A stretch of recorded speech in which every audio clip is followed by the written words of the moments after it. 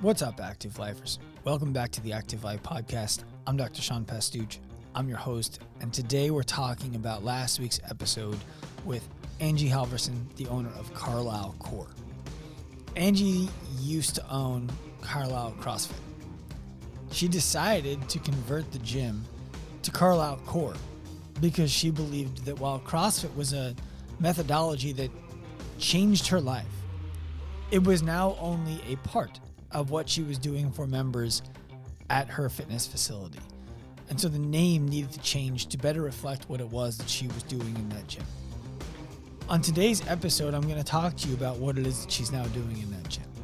I'm going to talk to you about why she made some of the changes that she's made, where we have asked her to make even more changes, and what the future could look like in her gym. The reason why today's episode is important to any of you who are listening is because the way that we think about things is always through the education and experience that we each uniquely have. Essentially, we make decisions based on what we know. And at any given time, what we know could change. A great example of this is an exercise that I like to do with gym owners and trainers and coaches alike, especially fairly early on in their education with us. I like to ask questions about where their beliefs in money came from. Where does your belief in money come from? And you know what? We'll just do this as a group. So while you're listening to this, feel free to participate in this experiment, this exercise. Even if you're driving, this isn't one you need to write down. But if you're still and you can write it down, that's great. I want you to think about where your beliefs in money came from. Where did you learn about the value of money, what it takes to make it, what it takes to keep it, what it means to have none of it, what it means to have a lot of it? Where did you learn those things? Where did you learn that? Can you think of a moment in your life that was formative for you? Perhaps a moment in which you realized that you had more than others, or a moment in which you realized that you didn't have what others do, that you couldn't do certain things that you wanted to be able to do as a child, as a parent for your own children. Either side of the spectrum, right in the middle, doesn't matter. Was there an event in your life, a series of events in your life, a pattern in your life that you learned that was shaped by events you had no control over that have led to beliefs that you still hold today? Think about that. Now, ask yourself the next question. When you think about what you believe about people with a lot of money or people with very little money, do they fit all of the things that you believe about money?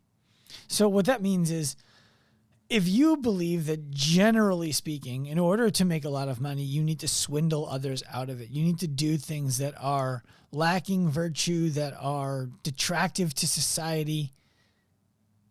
If that's what you believe about money, that the pursuit of it is generally evil, I want you to challenge your own belief by asking yourself, do you know anybody who doesn't match that reality, who has a lot of money, who you have a lot of respect for, who you would love to be more like, who you would love to learn from?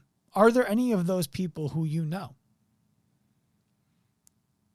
And then for those of you who believe that people who don't make a lot of money or who don't have a lot of money are potentially lazy or uneducated or lacking ambition, do you know anybody who doesn't make a lot of money, who isn't any of those things, who is perhaps the exact opposite of that, just not in things that value money, where the reimbursement for their skill set isn't money? Do you know anybody like that? What I want for all of you listening to this to understand that is that the purpose of this exercise is for you to realize that your beliefs can be changed at the drop of a hat through experience, through thought, through education. Your experience can be changed. Your beliefs can be changed. And when we start working with gyms, like Angi's gym, Carlisle Core, the beliefs around what can happen inside of those four walls are typically different the day that we start and a year or so later when we're having an interview with someone like Angi. You see, when Angi started her gym, she took over a CrossFit gym that was run more like a hobby than it was like a professional fitness business. And Angi saw the opportunity to take it and make it something better than that. She was fortunate to have some security in that her husband is a military officer. They have the insurances that they need. He makes some money that allows her to not need to make all of the money. And so she was able to take some chances on her business and build into something that she loves. And she did that. And the first thing that she did was she got everybody's prices ordered. So everybody went from paying anywhere from $5, no dollars, $20, $150 a month to everybody paying the same thing. I believe it was around $160 if my memory serves me. Then, once everybody was on that flat payment, and by the way, she certainly lost members of the gym when she went from variable rate to $160 a month. In order to do something like that, what's important for everyone to understand is that you need to have certain values around money. That's why I started with the money experiment. You need to be okay that when you go from charging $20, $50, $99, $100, $120, $140, up to $160, $180, $200, we'll get higher in a moment, you're going to price people out. Some people are not going to be able to afford your business anymore. And Angi was at peace with that. Whether she liked it or not is a totally different story. She wanted everybody to be able to continue to have access. The business doesn't exist to make money, but the business needs money to exist. And so people need to be paying in order to attend the business. And Angi understood this, and she allowed some people to leave the gym who didn't value it at the price point where she knew she needed to be, thought she needed to be.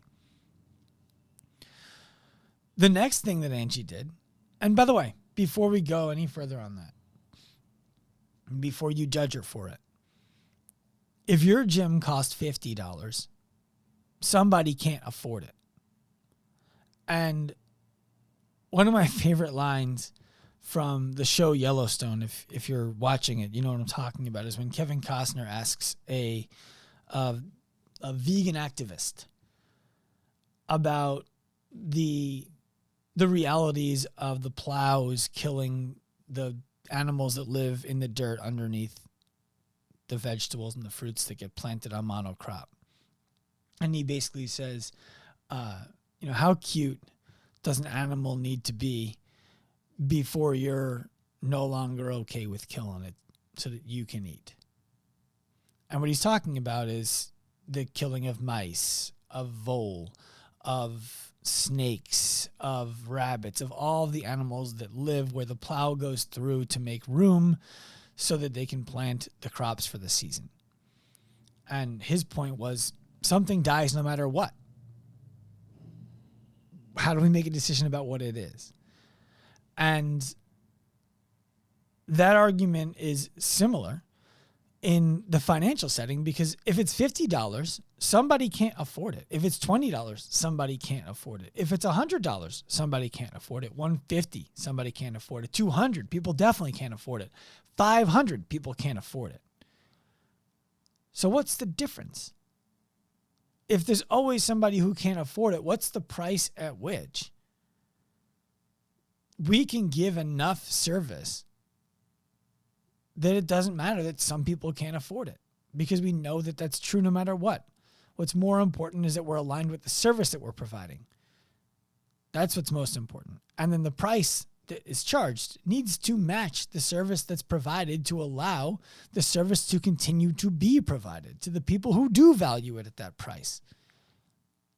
It's not a personal game. It's a business game.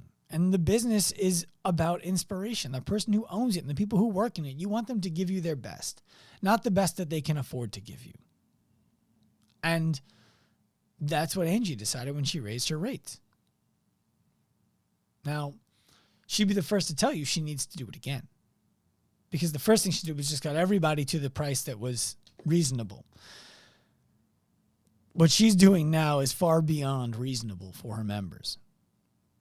She has transitioned her gym from being an unapologetically CrossFit gym to being a gym that best serves the people who the standard CrossFit gym would fail to help. She recognized that many people in her gym were not getting the results that the gym promised them they would get when they signed up. And so that's when she came to us. That's when she came to Active Life, when she realized that she wanted her gym to be more than just a place for people to go and get sweaty, pursue abs, ass, and ego, and physical performance. She wanted it to be a place where people could come to reclaim physical freedom, to restore their sense in self-reliance. She wanted to be a place of empowerment for the members who walked through, a place of opportunity for the staff who worked there, a place of inspiration for herself and everybody who walked through the doors. And she knew that running it the way it was previously being run was not going to do that for her. So she made the bold transition of asking the coaches working in her gym to be more professional, to take it more seriously. And she built the map for them to achieve career earnings working inside of her gym. Now, when she was on the podcast, she talked about she'd like to pay them more. She'd like to provide more for them. And that's great. I am a full proponent of her providing them even more opportunity, even more income. The important thing that I tried to remind her of on the podcast, and I know we're working behind the scenes with Angi on making sure is true, is that she also takes care of herself. Angi is the kind of person, and I believe that in some ways, this is extremely beneficial for anybody who wants to work with us. She's the kind of person who puts everybody else first. And she makes sure that her staff is well taken care of before she makes sure that she is well taken care of. While that's amazing, we believe that there needs to be a balance and that at a certain point, she's got to take incredible care of herself so that she's able to pour from a full cup. And that's in the works. The hardest thing for fitness business owners, be they coaches or gym owners, is that you got into business to help other people. And then there's this conundrum of how do I help somebody and ask them for money at the same time? And how do I tell them that even though I could help them do that, move faster during their workouts, lose weight, get a six-pack, whatever it is. Yeah, sure, I could help them do that. And yeah, sure, it would be easier. And yes, it would take me less time and therefore I could charge them less money. I don't want to do that. I want them to go somewhere else and get that. It's hard for gym owners to do that, especially in today's market where most gym owners, frankly, aren't making any money. The gyms aren't making any money. I don't have data to back what I'm saying, but I would be absolutely blown away if the average CrossFit gym, for example, is earning more than $200,000 a year, top line revenue. I'm not talking about what the owner is taking home. I'm saying if the average CrossFit gym is generating $200,000 a year. So what is that? $17,500 a month? If I got my math wrong, sue me for it. I did it off the top of my head. If the average CrossFit gym is generating $200,000 a year, I would be blown away. And then after they generate that $200,000, they need to pay rent, utilities, affiliate fees, insurance, coaches, technology, credit card processing fees, all the stuff. At the end of the day, if that gym owner running a gym that does $200,000 a year is making $40,000 a year, it's a lot. I promise you, if a gym owner whose gym is generating $200,000 a year is personally taking home $40,000 a year, that's a lot. If they're doing that, they're probably coaching many classes in the gym in order to earn that. That's not the life Angi wanted. She wanted to allow people who are wildly passionate about coaching to be able to do that. And good on her. That's what she's done. The reason why beliefs is how I started this podcast is because above and beyond the money, the first thing that people start thinking about is nobody will ever pay that to come to the gym. The gym. And I agree. That's why we don't teach people to run great gyms. We teach people to run businesses that live in the space between the gym and the healthcare clinic. We teach people not to run a medical service and not to run a fitness service. I believe that fitness is best designed to help people achieve the maximum expression of their physical capacity. What that means, well, I'll get to it in a moment. The medical industry is best set, the healthcare industry is best set up to help people rescue physical function. Rescue it from permanent loss. Be that because of death, paralysis, muscle wasting, whatever. The active life industry, which lives between fitness and healthcare, is best at helping people reclaim physical freedom, restore a sense in self-reliance. That's what we do. That's a gym that can do that. A gym that can do that, an entity that can do that, can demand $400, $500, $600 every single month from every single member and get it. That's the truth. That's the truth. So that's what Angi's in pursuit of. And the beliefs around that from the general public will be that's not possible. No one would ever pay that to go to a gym. And yes, what she owns looks like a gym. It has a lot of the same equipment, almost all of the same equipment, if not all of the same equipment as a gym would have. But it's not about the equipment. It's not about the walls. It's not about the floor. And it's not about the ceiling height. It's about what you do with all of those things. And it's about who you attract to do that with. And it's about what they tell their friends.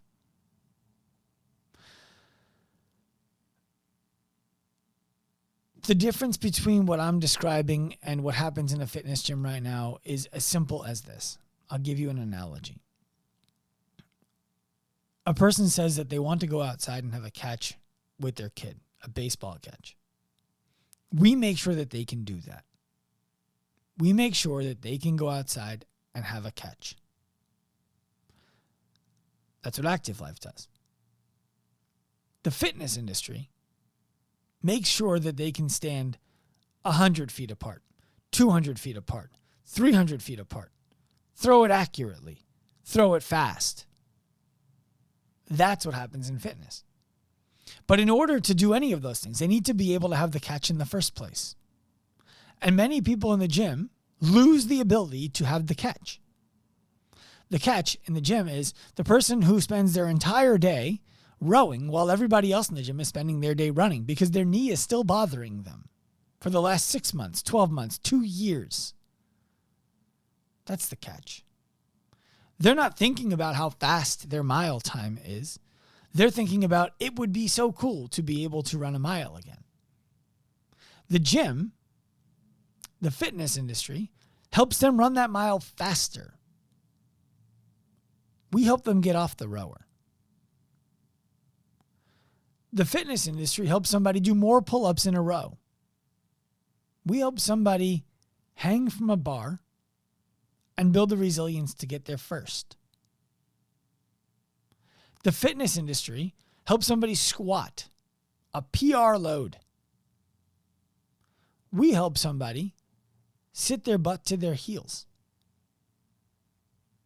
and be able to get their knees to their chest so that when loaded, they can squat at all.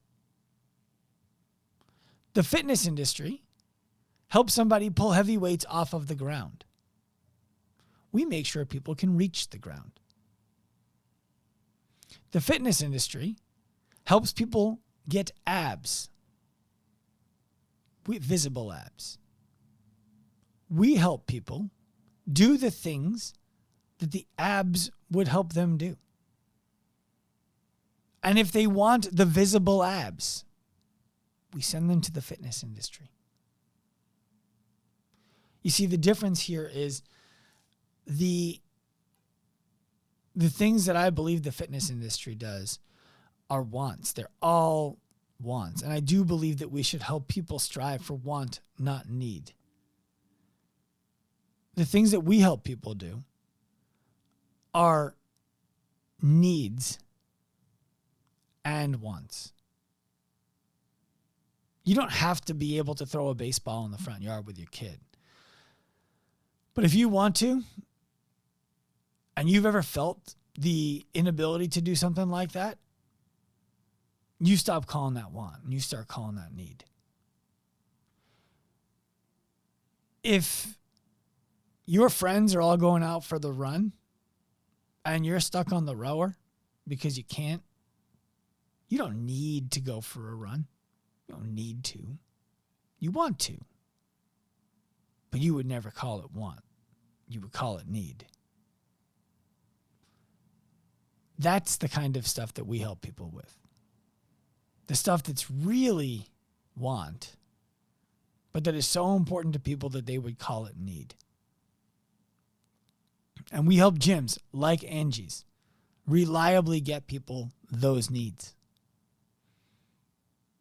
And guess what? People are happy to pay a premium for that because they know that the person who they're doing it with dedicated their lives to being able to help them do it. I'm proud as hell to work with Angi and other people like Angi. The coaches in those gyms, the owners in those gyms, the staff on our team. It makes me proud. And I understand that today it's still so new for so many of you as you listen to this. And it's hard to understand exactly what's different inside. Why can't a good CrossFit coach do that? Why can't a good personal trainer do that? Why would somebody ever pay that much money for it? I understand. I do. And soon you will too. That's my promise. Sound pro? I hope you enjoyed this episode of the Active Life Podcast. Remember, if you feel inspired by our vision to humanize the healthcare industry, professionalize the fitness industry, and empower individuals to live their lives, to reclaim their physical freedom, to develop careers, helping people reclaim their physical freedom. All you need to do is head to activelifeprofessional.com, find the appropriate link that represents you, and get in contact. We'll see you there. Turn pro.